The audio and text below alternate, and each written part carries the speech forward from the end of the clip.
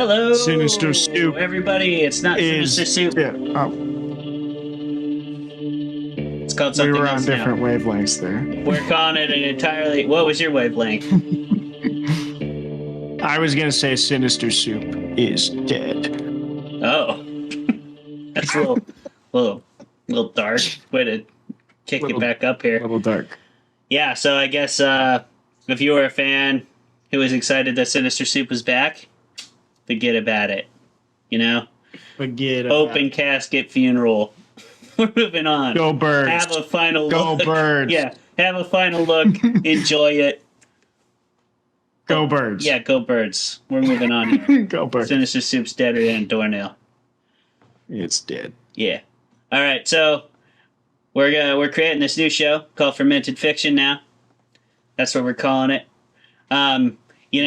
Though we made a big deal about Sinister Soup being totally dead, this show is largely the same exact format, but we have changed a few things. We're doing some video now. We've got Collin and Jeremy now over here. You can't see them, but give it time. That's Collin's thumb. I can show my foot, but that's it. Nobody wants to see that. Oh, well, now we have that seen camera. it. Like it or not. That's where they are. They're over there. Yep. They're over there. I'm here. So there you go, people. We got new people on the show. They're going to help us out with all the tech stuff, and then they're also going to be hilarious when we're revealing what we actually think about the book or movie.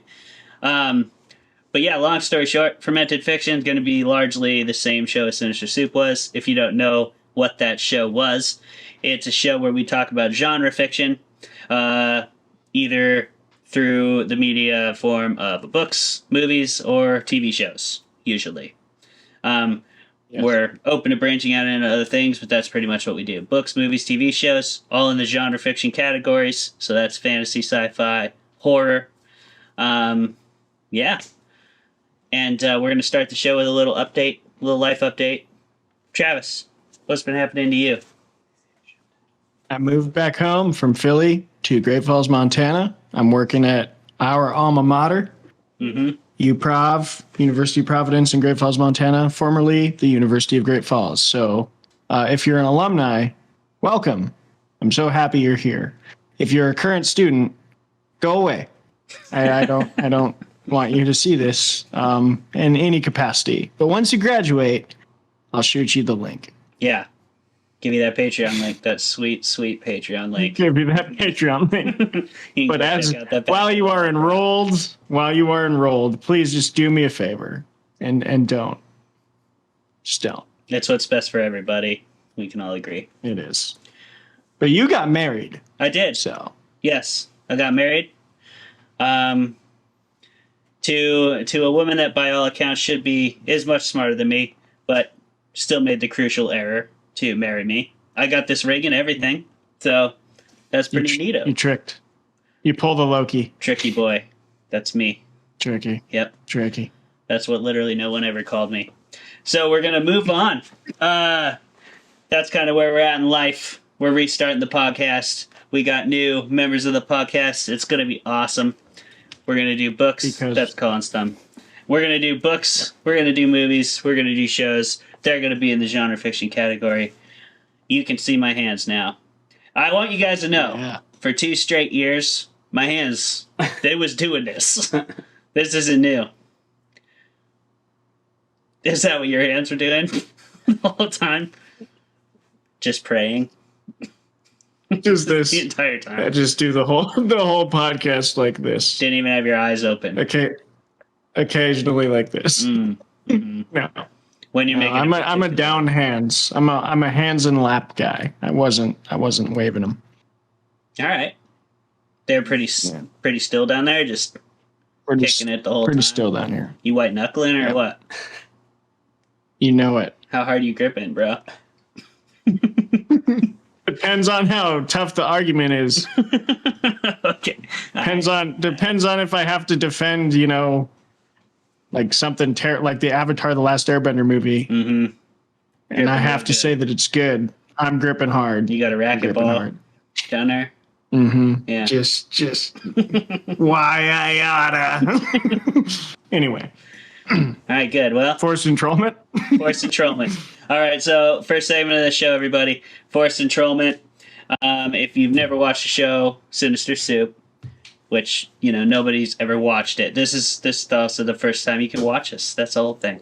So if you never listened to Sinister Soup before, then you don't know forced enrollment. So we're gonna try to explain it. If you have watched Sinister Soup before, you know this is not an easy task for us. So, Travis, you want to give it a first crack? You want to give it a crack at? Oh, you want me to explain it concisely? Yeah. Okay. We each have a 20-sided die, and we roll that 20-sided die, and okay, you're waving to the 20-sided die. I'm already gonna screw this up, but I don't care.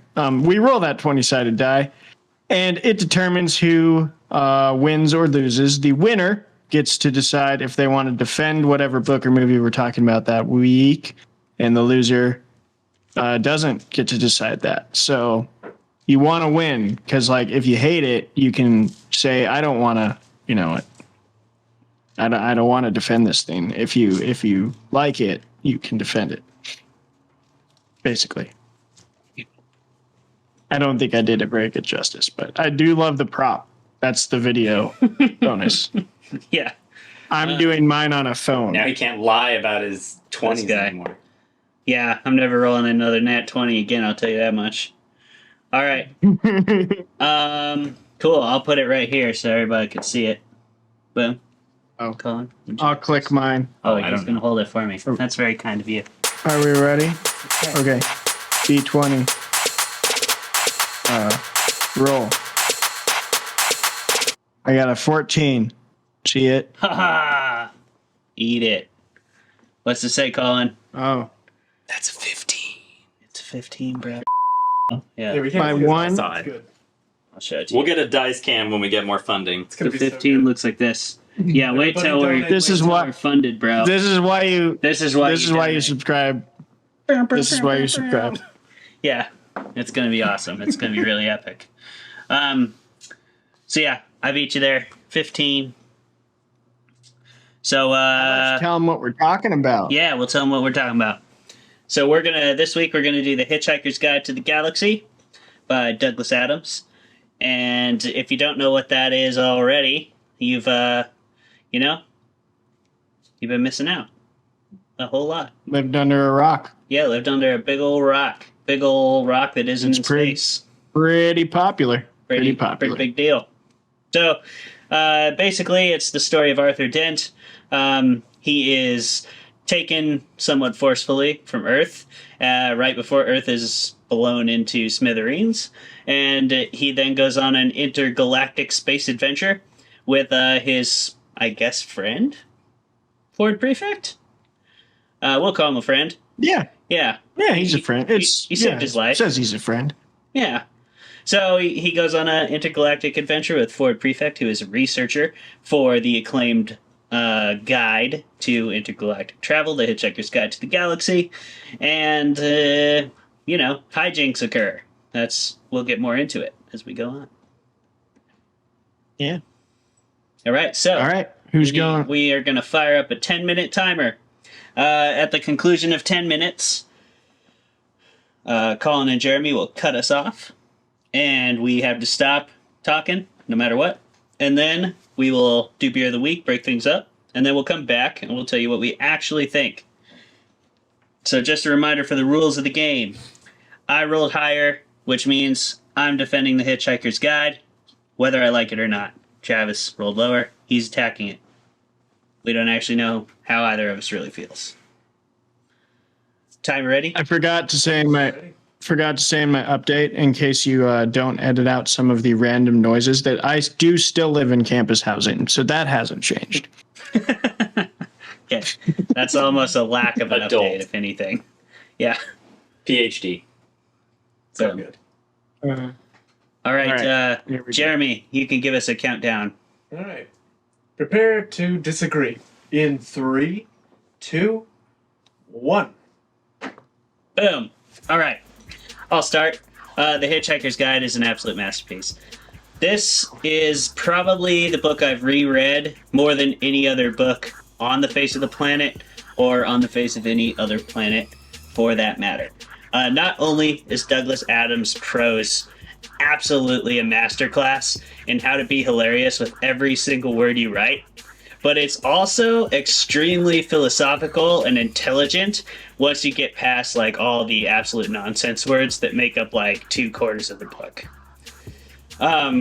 There's just so much packed in there. One of my favorite things about it is like the philosophies on politics, socioeconomics, and like geopolitical things that are happening throughout the entire universe that are like really subtly crammed in there. Like I said, with a bunch of nonsense, a bunch of like crazy adventure stuff happening, and like just hilarious comedic prose all the way through the story. And it really doesn't get any better than The Hitchhiker's Guide when it comes to balancing that satirical tone with like an actual philosophical take on life, which I've always referred to Douglas Adams' philosophy as sort of like optimistic nihilism, where like nothing in the world matters, and that's why it's okay. That's kind of like the whole point of The Hitchhiker's Guide to me in a lot of ways, is like coming to grips with how small you are in the universe, but instead of that making you feel like crap, it actually makes you feel kind of good, because you can kind of let go of a lot of the expectations that you have for yourself or that other people have for you that may be, you know, not necessarily reasonable, not necessarily helpful, and you could just like kind of live your life to the fullest, which is what Zaphod Beeblebrox does, what Ford Prefect does, and what Arthur Dent, well, he never really gets around to doing that until he meets the love of his life, kind of helps him do that, but that's down the road a little ways.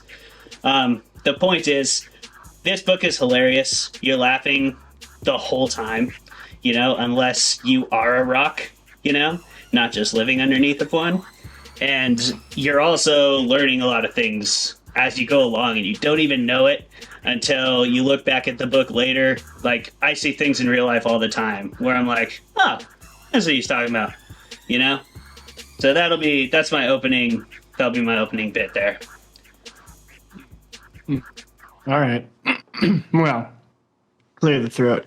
I apparently am a rock. I chuckled. It was funny, you know, I know.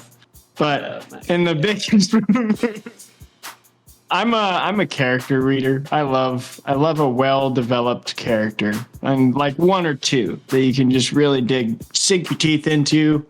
And I think that's the Hitchhiker's Guide's biggest folly, is it has so much going on that there's not really anyone I gave a crap about. And I understand there's sequels, like 4 of them, so maybe that develops more. Like maybe I'll give a crap more about Arthur Dent in the future. But I didn't really care about him now. I didn't care about... I'm even forgetting their names. I didn't even care about Trillian very much. Didn't do a whole lot. Ford Prefect didn't do a whole lot. I think the best developed character was Zaphod. And that's just because he's so like wacky and zany and like plays into a lot of the comedy. But I just think there was a lot of stuff here that I thought was going to be the main plot and then ended up not being the main plot. Like I thought, oh, the Hitchhiker's Guide to the Galaxy, that's going to be the main thing. Oh no, that kind of just stops mattering as much. Like as soon as they get onto the golden ship, I'm so bad at remembering names, but the golden ship, the one that Zaphod pilots. As soon as they get on that, like the Hitchhiker's Guide doesn't really matter anymore. As soon as they get away from the Vogons, they don't matter anymore. Then it goes into the whole thing with the mice and the constructing of Earth, and then the mice don't really matter anymore after a little bit. And at the end of the book, they're running from the cops, and they get away from the cops, and it's like, okay, that's it, that's the end. And I was like, we just hopped from plot point to plot point to plot point to plot point, with not a whole lot of seamlessness, like connecting them. And I thought it was kind of a disheveled mess, a funny disheveled mess. I will admit that. I really said that first comment just to make you roll your eyes. Like anyone can say this book is funny. Like it is. It's undeniably funny. But I don't think it's well connected. And I didn't really care about any of the characters in it. Man. Boom. Man. I guess it would be hard as a rock to understand interconnected plot points.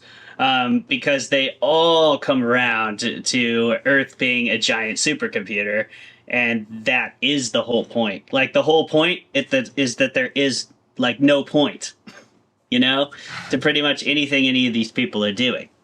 I mean, Zaphod Beeblebrox, for example, he lives his entire life just, like, being as unproductive as possible. And ironically, that makes him one of the most productive people in the universe because he happens to have the right job, And so it all just kind of circles back around to that. Whatever you think is going on underneath all of this, that's not actually what's happening, And, like, the facade that we all live under doesn't matter. I think my biggest problem is, like, I've seen that done with other mediums and better, to where, like, it never tries to tease you that there is this higher point. And I think this does, like, several times tease you that this is the main plot point. Like, take, for example, The Big Lebowski does the exact same thing, but it has a centralized kind of character and idea that you can bond with. And the whole time you're like, something's going to happen to this guy. And then at the end of the movie, it's like, no, nothing happened to the dude. Like, he's just the dude. And that was the point. And I think the Coen brothers mastered that. Whereas this, I feel like it's like, oh, latch onto this thing. Oh, never mind. That doesn't matter. Now latch onto this next thing. Never mind. That doesn't matter. Latch onto that thing. Like, it just hopped rather than teased you in a more long arc plot, if that makes any sense, until the end. Like, Big Lebowski is like, oh, all of this means something. No, it doesn't. It means absolutely nothing, which is what I agree the Hitchhiker's trying to do. I just don't think it did it as well as other things I've watched do the same thing. Douglas Adams paved the way for people like the Coen brothers, first of all. I guarantee the Coen brothers are Douglas Adams fans. I would be absolutely flabbergasted if they are not. I actually ask them. Collin, will you ask them, the Coen brothers, real quick? Sure. Collin's asking. Yeah, can you just get Joel and Ethan on the phone? Just get Joel and Ethan on. J and E. It's ringing. It's ringing. Yeah, it's ringing. They don't usually pick up on Monday, but we'll see. We'll see. They're going to tell us. They're going to tell us they are fans, because obviously they are, because they're not idiots. Yeah, sure. Like you. No, I think that it does exactly that. And Arthur Dent is basically Douglas Adams' British version of the dude. In America, that dude is seen as sort of a cool figure. In England, he's more of like an average Joe kind of character. But he still definitely goes through multiple, like, developmental stages of the story, and, like you said, kind of remains the same because he's just trying to keep up with it. And I think in that way, Arthur Dent is an excellent, like, POV character. That's kind of like his whole role. He puts you in the world not knowing anything about it, and then you go into the vastness of space with Fort Prefect and Zaphod Beeblebrox, who know, like, way too much about it, especially compared to a human being. And, like, yeah, you are gonna, like, have trouble keeping up, but that's kind of the point. I mean, that's the journey that Arthur Dent is on. It's absolute madness. The story literally begins with literally everything he knows disintegrating, and you have to start from there as the reader. That's intentional. It's not by any means, like, discombobulated or disconnected, though. It's artfully done. Douglas Adams does not waste a single word. I mean, that's why it's so funny. I just don't think you can latch on to the characters well enough to get his point. And to the point of, hey, the movie did one thing better. Oh, the movie did one thing better. Shut your and mouth. That is shut your mouth. They created a love story between him and Trillian, right? So it kind of, like, gave you more depth to Arthur's character. It really added something You that don't I actually cared that think that. I cared that the two made it through all of the peril don't think because that. they were going to end up as something. There's no way that you actually think that. There's no way. Are you shutting down right now? I feel like I triggered you, bro. I actually just know that there's no way you actually think that. That is probably the actual worst thing in the movie. Because why do you think garbage, I don't think Hollywood crap that Spirit of the week. Beer of the week. All right. Beer of the week. Beer of the week, everybody. We'll have Collin and Jeremy three. join us on the show. You three go first because Beer of the week. Here's what we have. Oh. What's this? It's a beer What of do you- the week. All right, I am. What going are to y'all stop drinking? Recording It's and yeah, readjust. that- That's cool. Oh, we're stopping. Yeah. This isn't actually live, obviously. yeah. All right. How's it going, Travis? Going good. Can you hear me? We can hear you. All right. Yeah. Cool. Beer What are y'all drinking? What are y'all drinking? of the week. Mid-seed. Yeah, we're drinking the beer of the week. Mid-season Harvest Fresh Hop Hazy IPA. We're doing this because I don't know if everybody knows about fresh hop season, but so when they first harvest the hops for beer, all the breweries will do special beers that only come out this time of year with the hops that are fresh from the field. And it's super, super tasty.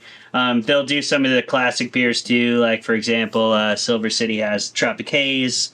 I love Tropic Haze. It's super good, and they do a fresh hop one every year. I was at the OL Reign game where they got first place in the league last Saturday. And Yeah. I definitely grabbed my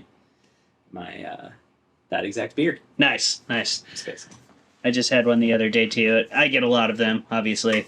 This is not a beer that we sell at the company I work for, but it is a brewery I used to go to all the time, Hellbent. It's down in Lake City, North Seattle. Used to live right there next to it and went there all the time. So I wanted to support them, check out their Fresh Hop Hazy IPA. Never tried it.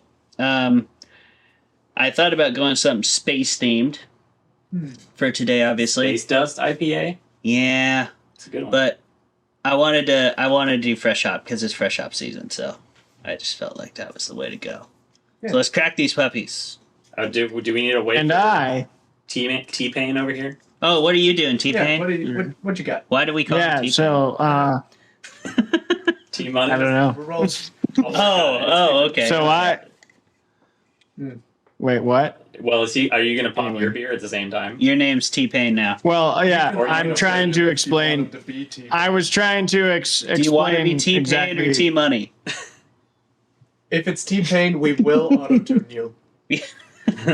And have Okay. copyright issues. Jeremy, You can auto-tune. That's fine. we can auto-tune you?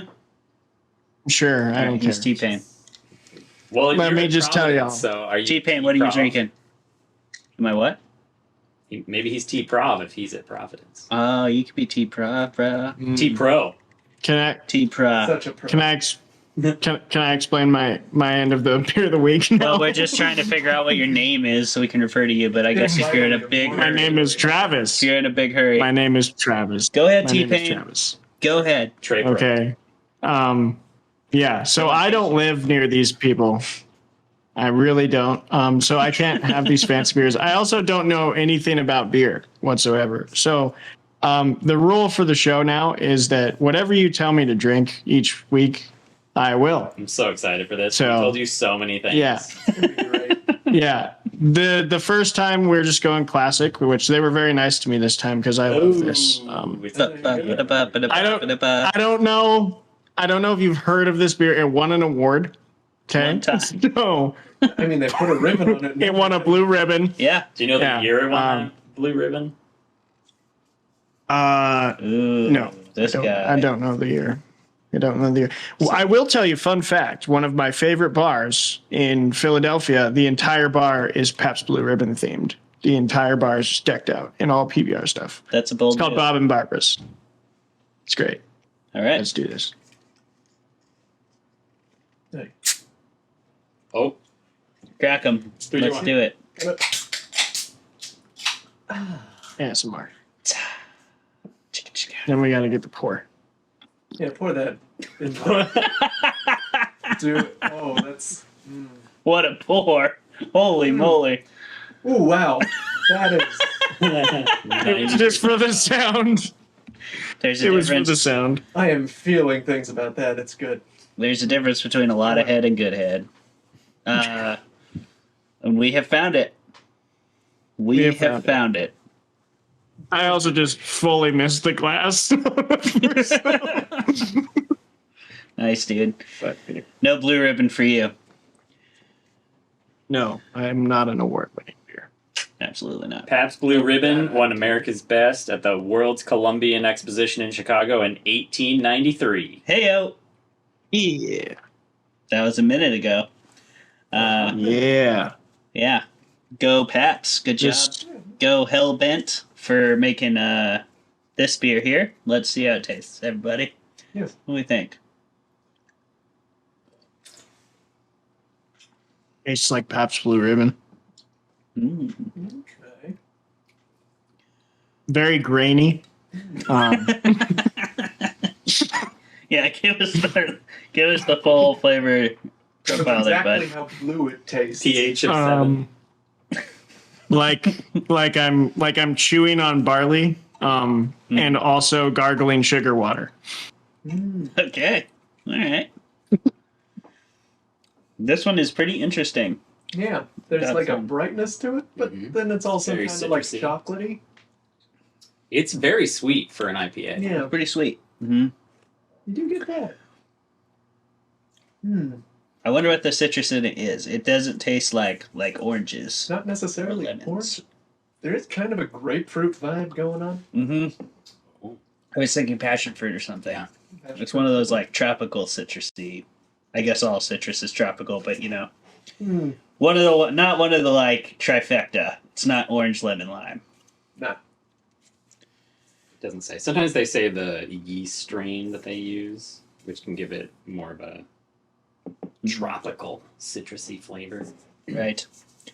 You're learning things, That's right, Travis. I'm not quite to the point where I can tell you what the hops are. I know people that are. They can like drink a beer and they're like, "Oh, that's Centennial hops." I'm like, "Okay, All right. tastes good to me." There sure are hops Slug 'em. in here. There's certified Are hops you- in here. They're fresh. So Are you preparing to mountain climb up a steep cliff and you have all of your granola supplies? Make sure you've packed your Pabst Blue Ribbon for all your granola needs. That's how we get the sponsorship right there. absolutely good job. That's my contribution. Nothing goes Thank together you. like granola and beer. That's breakfast of champions, truly. So since we're talking about the Breakfast of Champions, let's talk about the Book of Champions. What do we actually think, Travis? You can reveal your true feelings now. I mean, I was grasping at straws. Why do you think I went for just the controversial take at the end there? Who actually thinks that the movie improved upon the book with the love story? That was the dumbest ever. Like, That is a bad language word. Oh no. oh, I'm sorry. We're not. Oh, we cussing. should bust it out. We're not live.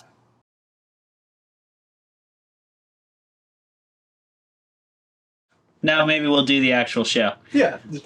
So Hitchhiker's Guide to the Galaxy. Travis, would you like to reveal your real feelings without cussing about it, or Larry? Yeah. Yeah. That'd be cool. I mean, sorry, T-Pain. is this what the show is now? Is this just what it is now? It is not what it is. Because I'm there. I'm here. I just need to know, for the future. Anyway, Hitchhiker's Guide is great. I mean, it's not. This is one of those things where people are like, "Oh, that's a cop out." It's not a cop out. Absurdism is not my genre. To the point that I love it. Would not reread it as much as you have. Would not say it's like my top 10 favorite books. That's simply because absurdism just isn't my genre, really. I love it, though. And I think it did make a lot of really cool philosophical points. It was hilarious the whole way through. I actually do think you connect with the characters, despite the chapters being like 2 pages long, which was a change. The book I read before this was Red Seas Under Red Skies, so it went from 50-page chapters to oh yeah, you can read this chapter in 5 minutes. Yeah, but I really do enjoy it. I think absurdism is a very fun genre, and it can actually make a lot of points about the world But okay, I'm going to rant a little longer here. and then turn it over. So sorry. It reminds me a lot of like what good modern hip hop does. Of you can purely entertain yourself with it. So someone could pick this book up and not get any of the points, but still have a good time. I'll allow it. Or you can, it's okay. Come on. Or you can like actually dive into the lyrics of a hip hop song and really get in depth of the point that the rapper is trying to make. Same with absurdism. You can pick it up and just be like, oh, this is funny. All these made up words and like fart jokes. But if you actually pay attention to the overarching plot that Douglas Adams is weaving through the whole thing, it's like, oh no, he's making an awesome point. I think my favorite part is the fact that they were 5 minutes from discovering the answer to everything, and someone blew up the Earth because there was a road being built essentially through it. And I'm like, that would happen. Like. I can see on Earth somebody being like 5 minutes from the cure for cancer, and the facility just gets like bulldozed because we're building a new freeway. And I was like, yeah, that's my favorite part. But anyway, Hitchhiker's Cat. Yeah, I mean, I couldn't agree more. What do you guys think? Well, it's like one of the first books that I ever totally read. I had to read it with a dictionary in my lap, but I still read it. And I've read it more than any other book, probably. And yeah, all the things that you have all said now. But it's insane to me that there are these layers every time you reread it. Mm-hmm. Especially going back to it knowing the big twist that the Earth was a supercomputer and being run by mice. And you get things from lines like how Ford Prefect, in the beginning, he doesn't get why human beings say and repeat the things that are obvious to them. But if they're part of a program and integral to, like, the discovery of the question, they would have been conditioned over millennia to just spew out every single thought that crosses their minds. And the way Douglas Adams writes, you have no idea if that was an intentional thing. Yeah, right. And it's, yeah, I like it. It's delightful. That is a great point. Like the lines, what's the line that will stick with me forever is the whole sequence with the whale, the sperm whale falling to the planet. And it's just like Douglas could have been like, oh, the sperm whale's falling to the planet. And you can imagine that, and it's funny enough, but the fact that he dedicates like a whole chapter to like, these are the sperm whale's final thoughts. Yeah. As it's plummeting to the Earth's surface. Petunias. Yep. Yeah, the bowl of petunias. I wonder if it'll be friends with me. God. He has that, and then, which is like completely unrelated to anything else, is like the absurdist part of his humor. But then also puts in so much effort, unlike so many other sci-fis, to explain how it is that tons of different species can communicate with one another. That's true. Yeah, he does. Babblefish, which is, I mean, like literally Babel, the app, stole its name from Douglas Adams. And it has a fish as its logo. Yeah, absolutely. And his ridiculous device has so much explanation to it that it's like a fish that eats the thoughts and poops out the proper language of the person whose brain it's in. It's fermented translation. It's so ridiculous. Like, those are both in the same book. Absolutely. Yes. Yeah, and that book is only like 120 pages long. There's so much other stuff in there, too. Yeah, like, it's a crazy short book. I tried to do it for a book report in high school, but it was so short that I had to also do The Restaurant at the End of the Universe. So I read both and did my report on both of those, just because they're super short. Yeah. I mean, we're talking about the first book, but that restaurant at the end of the universe scene that the book opens with is one of my favorite, like, book scenes of any book ever. It is so hilarious. Oh, Like the cow. the cow that wants to be eaten. The cow, It's yeah. programmed to Modified want cow to that be wants eaten. to It be comes out and sells itself. I don't know. May I recommend I will this have- side of me, sir? Oh, it's great. Yeah, so that they go to the restaurant at the end of the universe to eat dinner. It's all they're doing, but it takes like 19 chapters, and they're like, just trying to go to dinner like 19 chapters worth, and they there's like a cow that he comes out, and he's like programmed to want to be eaten. Yeah. So he comes out and is like, I've been eating lots of barley, and he's like selling his own haunches and stuff. It's really funny, but you should read it. Yeah, read the entire 5-book trilogy. Yeah. In a weekend. The Brilliance of Douglas I Adams, will- I think, is summed up in one of my favorite lines, which is, you can find it on the internet sometimes, but it's, the ships hung in the sky, much in the way bricks don't. Yep, that's one of my favorites. That's Much in the way bricks don't. Yeah. I will say if I can So perfect If to I drop in a grade 11 class. yeah, A negative metaphor. if I could circle back and create a better criticism, because I didn't have a good criticism. This was a very hard book to argue against.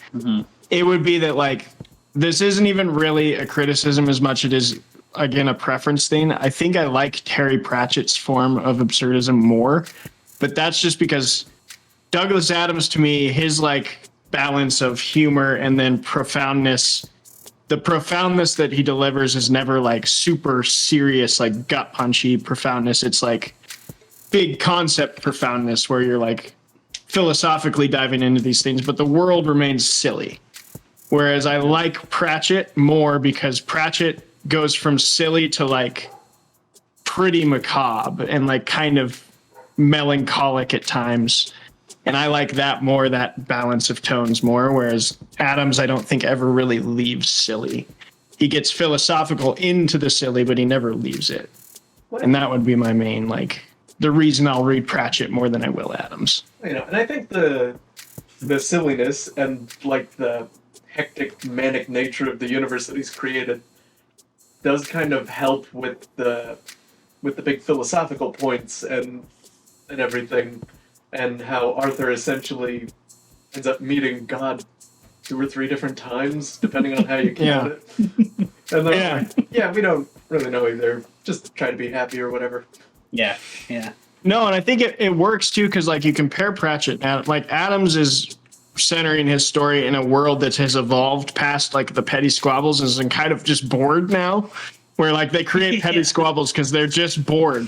Whereas Pratchett's writing in like a fantasy world that like you have to have that macabre because it's medieval, and so like things are gonna happen that are terrible. And you have to dive down into that level before you come back up to the silliness. But like the galaxy that Adams is writing in is like all the problems are just caused because creatures are like, well, what do we do now? We like figured everything out, Yeah. It's a little more, I was going to say it's a little more like Rick and Morty, but then I thought about how dark Rick and Morty is. It's not actually. It's like that definitely a level of precursor to Rick and absurdism. Morty. What's that? It's definitely a precursor to Rick and Morty. Oh, again, like, there's no way Dan Harmon isn't a Douglas Adams fan. There's no way. Or Justin Roiland. They absolutely are.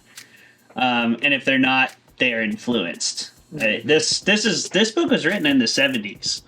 Like, it was written a long time ago. It was written when sci-fi was a relatively young genre. And people weren't being funny with it. I think that's another thing to remember. And maybe I'm wrong. I mean, Well, yeah. obviously there was Terry Pratchett out there doing it. There's people out there doing it, but I don't know. Most of the classic like sci-fi I read, like Asimov and stuff, is pretty serious for the most part. Michael Crichton, like that stuff's all Frank Herbert. pretty serious. Frank Herbert, super like dark and serious and speculative. Yeah, sci-fi does tend to skew that way, and and you don't really get a lot of that, like, over the top, laugh out loud funny in almost any sci-fi. And if you do, it's balanced out by some dark stuff. Like Rick and Morty. Like Rick and Yeah. Morty. Yeah. And I think do you that, think? like, Adams, I think, was feeding off of what the science fiction that he read. So he read, Arthur C. Clarke and Asimov and stuff. And I think that, I mean, like, his Heart of Gold has an amazing improbability drive. And he uses the, what is it? He uses the Hitchhiker's Guide itself as sort of a voice of criticism and explanation of hyperspace. And that explains how the Heart of Gold has this other special improbability drive, which works better the more improbable the things happen, and is fundamentally based on a cup of tea. And, that was somehow involved in that. I can't even remember the massive explanation that goes on. But I think that's all a reaction to, like, the hard sci-fi of Asimov and those guys who were really had to explain absolutely everything. Right. It's like, oh, well, this is an even better star drive, and it's based on a cup of tea. Complete nonsense. Yeah. If those books are like perfect Shakespearean tragedies, then like Adams is like the best improv show you've ever seen. Yeah. Like it's just all yes and Yes, and all day. Well, and it goes back to Collin's point earlier too, which is like he crams so much stuff into so little, where the backstory in this world is gigantic, like you just said, the improbability drive. He does a pretty good job of like summing that up and showing us examples of how it works throughout the story. And like, because he just basically makes us take things at his word, we don't really have any choice but to do that. So in a way, it kind of like makes you get on board with it. There's also, which I think there is is really some fun. darkness too, because I remember when I read, at one point in the series, I think Arthur Dent is left as a primitive man on a new Earth for years. Oh yeah. Years he's completely alone. And I just remember reading that and feeling so bad for him. Like, what? This guy is alone for years as basically a caveman? And the only guy that shows up is an alien that calls him an Yeah. Dent? Dent? I think I'll say You're and then he leaves. I was like, oh my god, this is so awful. This guy I think the darkness is there. Like, Yeah, the darkness. I definitely, I don't mean that it wasn't there with the Pratchett thing. I think it's just not baked into the prose as much. Like, you don't get, like, Pratchett will stop and do a whole monologue from, like, Death himself. That's like, why do we need art in the world? And you're like, oh, I was just, like, giggling at this joke, and now I'm, like, Why sitting do you in my need art? now I'm like sipping whiskey, crying in my armchair. Like Pratchett will do that, but I think you're 100% right. There's so much darkness, like disguised in Adams. Sometimes, of like the one I'm thinking of is just like the total passiveness of the destruction of Earth, of how they're just like. You had time. It was in your planetary office for 70 million years. Yeah. Like, why didn't you just go look at the papers? And all the humans are like, what papers? And they're like, we're done with this. And just blew up the planet. If you can't bother to get involved in local affairs, that's your own lookout. Yeah. It's insane because, like, at one point, Fort Prefect is just like, man, I wish you would stop this going on about the Earth. It's been like a day. Yeah, like a day. Since All his family is dead. Everything and person he's ever known. Remind me too, like in the storyline, in the film adaptation, which I think is actually a great film, the Earth comes back, right? They completely rebuild it at the end, so it's like very much an old comedy kind of thing. I don't remember that happening in the book. Well, I thought they destroy the Earth and It like that's kind of- it in the first book. Not in the first book. in the book, they're in the process of rebuilding it. Oh, okay. And Yeah, but then the mice scrapped the project. yeah, then they scrap it. Like, yeah, never mind. Because they're like, we don't want to go through this Does he again. get some book? Mm-hmm. All right. Yeah. I am trying to, It's a little because crazier. then they do a time, is it a time travel thing? Because I can't remember, because he ends up being on Earth with the people who Yes. originally inhabited the Earth, who are like the go-between class of people from whatever planet they were Just a from, bunch of which again is guesses. my favorite thing. He thinks, you know, we all grow up thinking like, well, humans must have been the most highly evolved primates, and that's how we became top of the food chain. Douglas Adams is like, no, the humans that live on Earth now are the like producers and like hairdressers of the planet they used to live that's on, right. and they, they Just a basically bunch of semi-competent Yeah. managers. A seed ship with all Middle the people managers. that were worthless. and they just planted It them is on really Earth. Yeah, it's It's hilarious. great because this first book, it does something that a lot of sci-fi doesn't do, and it gives it like a reason why the Earth is important. Hmm. And then later on, it's like, actually no, though. It's really just a planet. Yeah. I do actually like that of like you have a very good point of I haven't read a ton of sci-fi. I definitely read more fantasy, but the sci-fi I have read, the thing that makes Earth important is usually the humans. Mm-hmm. And Adams is like, no. Like No, it's not the people. it's on not the them. planet. Sci-fi does Well, yeah. And I think fantasy lands in this territory a lot of the time where it's like, oh, you're a human, that makes you special in some way because humanity is better than having magical powers or whatever. It's not. It's never explained Yeah. by anybody anywhere. That's I mean, true. the theologian in me is going to argue against that, but I loved the point that Adams made. Yeah. I mean, Arthur Dent does that in another like hilarious example of showing us what you just talked about. But like, it totally isn't the humans. He even tries. He's like, his mother was gone. Nothing. That didn't really get me. Not really grasping onto that. Then he's like, McDonald's. There's no longer such thing as a McDonald's hamburger. He's like, that did it. He passed out. It's so funny. But it's like, The pub is gone. yeah, the pub is gone. Little something there. Little something for the pub. New York is gone. Nothing. I never really thought it was real anyway. Yeah. Never again. About the Never, ever. according to fans of this mega rock metal band, the best place to listen to it is 60 miles away in a concrete bunker. Yeah. Because they use an entire abandoned planet to play their concert shows. It's just all a critique They destroy suns. Yeah. of live concerts. There's a lot of that. But there's a lot of things you can reference around other people. A lot of good T-shirts. Oh yeah. Oh A yeah. lot of good t-shirts. T-shirt fodder. And yeah, like the amount of like, I feel like this book is chock full of those things that you can like test a party crowd with, like, or just like somebody you're like interested in. Like if I meet a girl now, I might just be like, what's the answer to life, Yeah.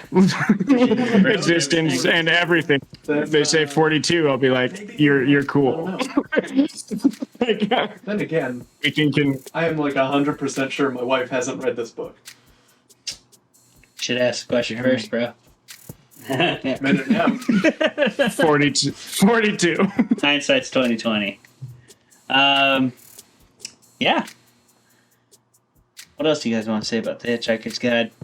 It's a pretty awesome. Talk about that. Awesome. There book. is. We talked about this before. That the out there somewhere is Douglas Adams reading the book as an audiobook. Oh, and I did find that. Like, I don't know where okay, to find it So, because we have it on cassette tape. My family. I know. Oh, My I've dad never had heard that too. My dad had that, and then later he had it on CDs, and then he had nothing. And then, like, for years, I've been Googling it, trying to find it every time I just get the hyper fixation of getting that, and all I find is Stephen Fry, Mhm. which is Okay. whatever. He's great. It's good. I do have a question. I had one director. I'm curious to hear your answer to this question. I had one director in my mind the entire time I was reading this first book that said, this is the guy that needs to make the movie in modern day. If I were to ask you that, who is a director you would say is worthy of making a new Hitchhiker's Guide to the Galaxy movie? Because I think people will Edgar Wright. disagree. Yeah, that's 100% what I would Edgar Wright's a good pick. That's not who I had in mind. Zack Snyder. That would be so weird. Wait, is he Donnie Darko? Oh yeah. Yeah. Okay. So I say that for a reason, but I'll let you guys can say your things first. You said Edgar Wright. Yeah, that was like my whole thing. Oh. It just seems so perfect. You know, he's kind of the new Monty Python to me. You know, Edgar Wright. He's the new, like, I don't know, in my opinion, Edgar Wright is like the new pinnacle of British, like, cinema. Yeah, I think so. Especially the way he can craft visual humor instead of just, like, audible humor. I know. Who you got, Collin? I want to see if we agree. What's his name? The director of Brazil and Time Bandits and that would work. 9 Monkeys. But what was that? 9 Monkeys? 12 Monkeys? 12 Monkeys. Yeah, that's great. 12 Monkeys. That would be a good pick. He's very absurdist. Douglas McKinnon would probably do very well. Is that director? That's the person who directed the Good Omens series on Amazon. That was a good show. Haven't seen it. Terry Mine Gilliam. is Terry Gilliam's yeah. my pick. Terry Gilliam. Gilliam? That's a good pick. Well, yeah, I mean, he's from Monty Python, so Yeah. that would make sense. Mine is because I think he plays humor straight, and he's okay with switching mediums in the middle of movies, which I think could happen with this. Like you could go from stop motion to regular. Is Wes Anderson? Yeah, I thought of Wes Anderson. I think Wes Anderson would make a fantastic Hitchhiker's movie. I think he's too weird. I mean, He's too. I think it's his quirky than chaos. He's too into being weird. It's his humor for me though, is he plays everything straight, and that's what makes it funny. But that's not And, like, what's this- funny about the Hitchhiker's Guide. I think this book is pretty straight play. Like it doesn't. It's funny because the characters never like. That's true. They don't think they're never, being like- funny. No, they're just A being streaming them. service is definitely going to pay for the rights and pop out as many seasons as possible. Who? Some streamer. Oh, You it's know, a it's a miracle. Probably Frankly. Amazon would have the money, would have the budget to make a whole series.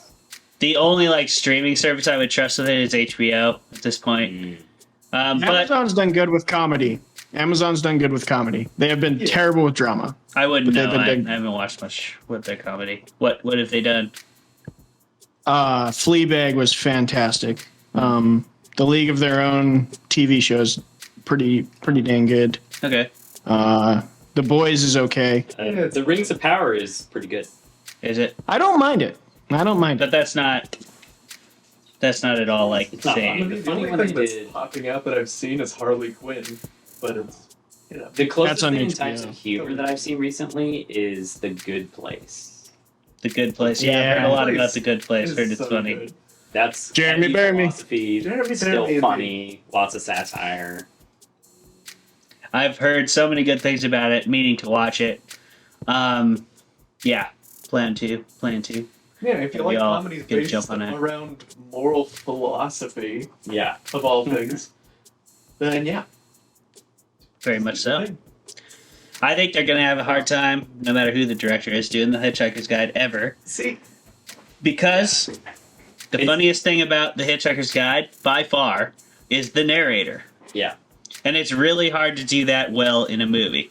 Which is why I said Wes Anderson, because I thought of Donnie Darko, and I was like, you're basically going to need a Donnie Darko narrator to do the Hitchhiker's Guide, because all the funny parts, they floated in the air exactly the way bricks don't.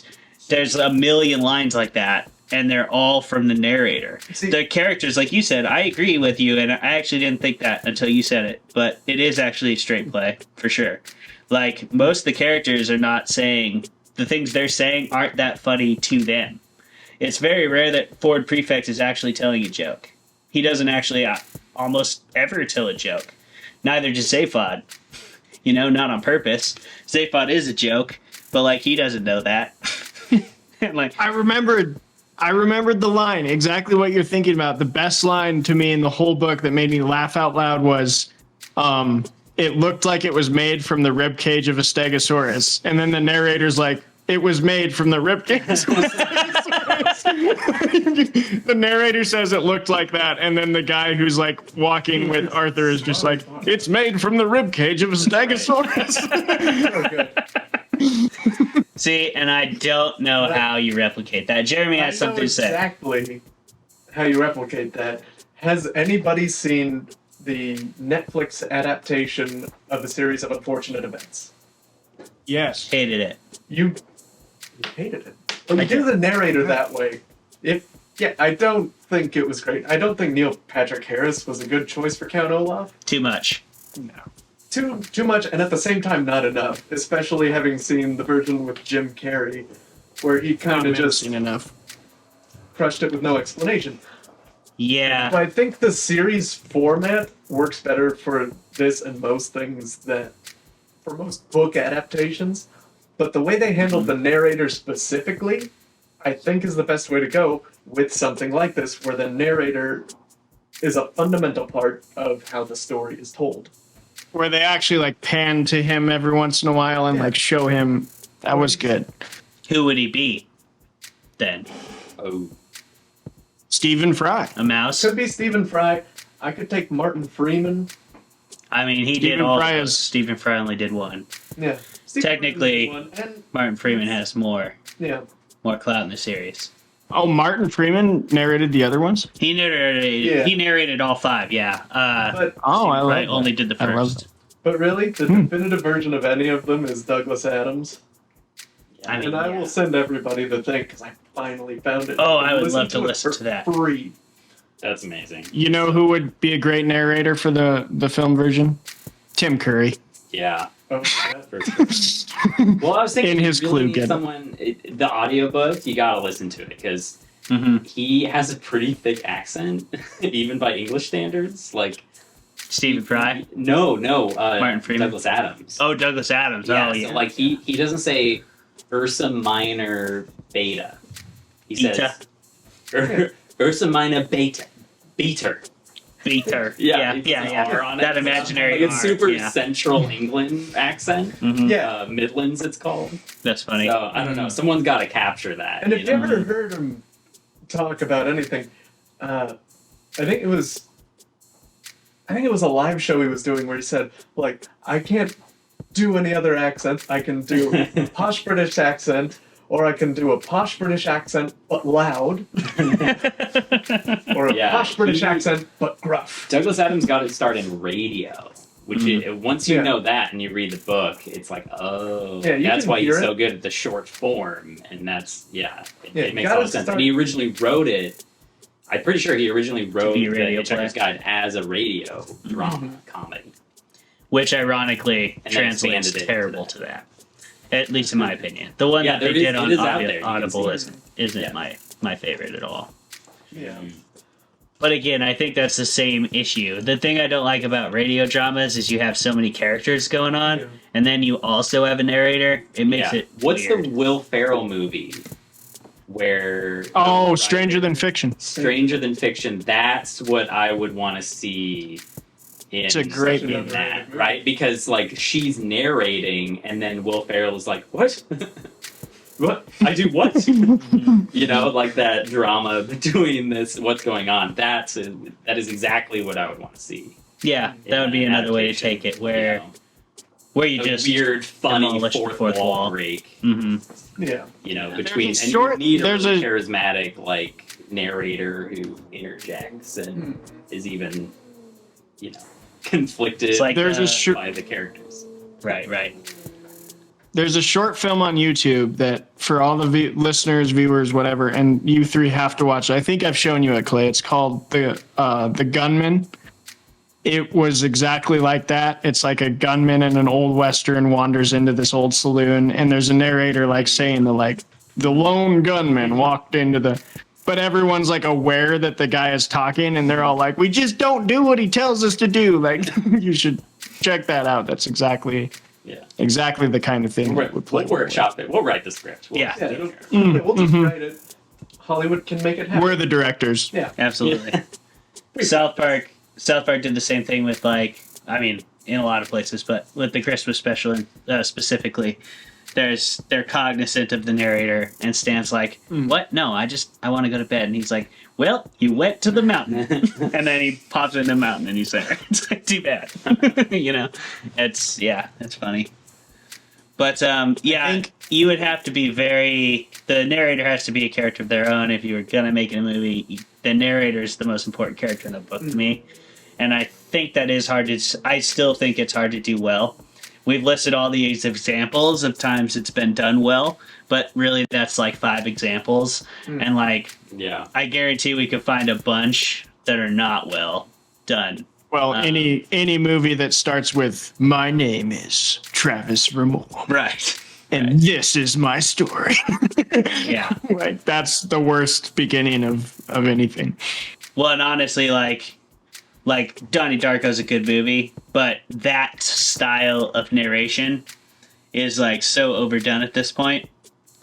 At least in my opinion, where it's just like, let's narrate the entire story, and it's gonna be like dark. And it's gonna be it's gonna really drive the tone, like sarcastic but dark, tongue in cheek but grim, and it's like very much have you guys seen the show? What's it called? You, the show You. Oh yeah, you know what I'm talking about. It's a whole show of Donnie Darko. Basically, if Donnie Darko was Dexter, that's You. Yeah, that's the show. Yeah, that sounds right. And you heard his thoughts the whole time. Right. Yeah. But, it shows up a lot in mystery and thrillers. Mystery, thrillers, detective, indie films. Any noir sort of thing. It's in there. Noir, yeah. Also, I think this series...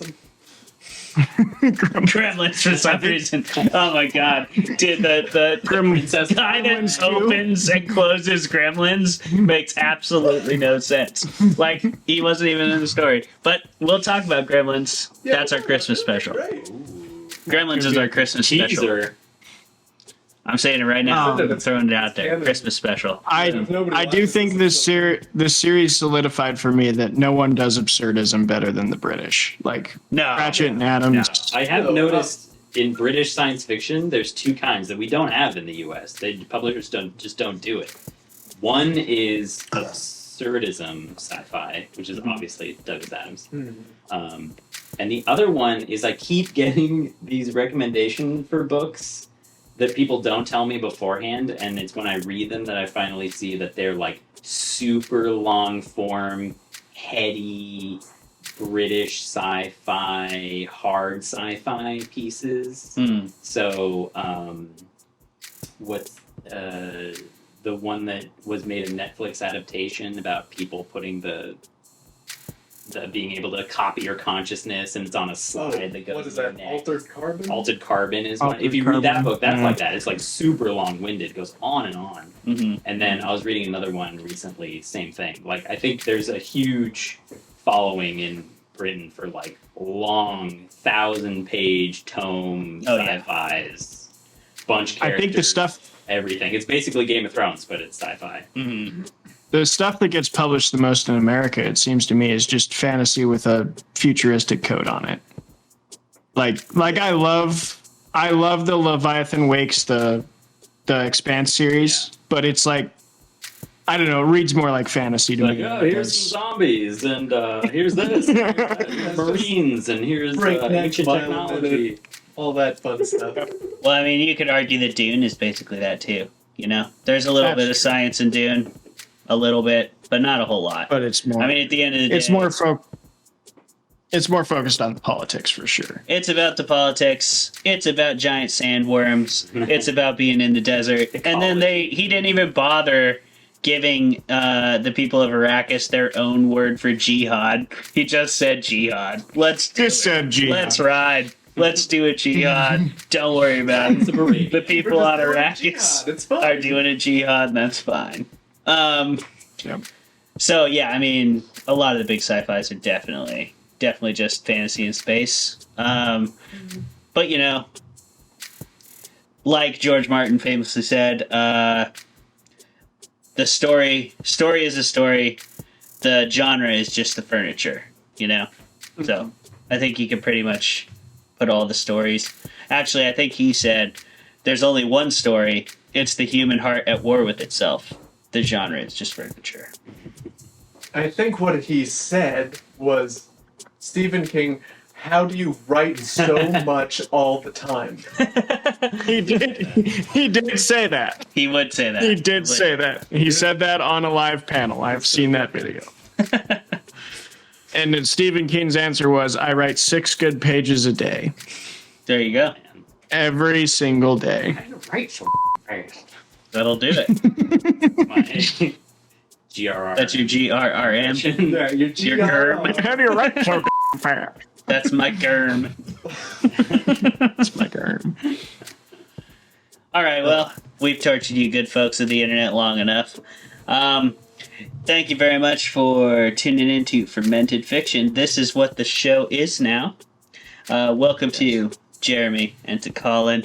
Let's give them a round of applause. Travis, Thank give you. them a little round of applause here. That's delightful. No, we're going to put poetry snaps. Oh, poetry snaps. Round of poetry snaps. Very stoked to have these guys on the show. Adding a lot to it in terms of production value, in terms of content. So it's going to be a lot of fun. We're going to keep doing this. We're gonna do it every week for a season, which we'll let you know how long that's going to be. We don't know right now today. So yeah.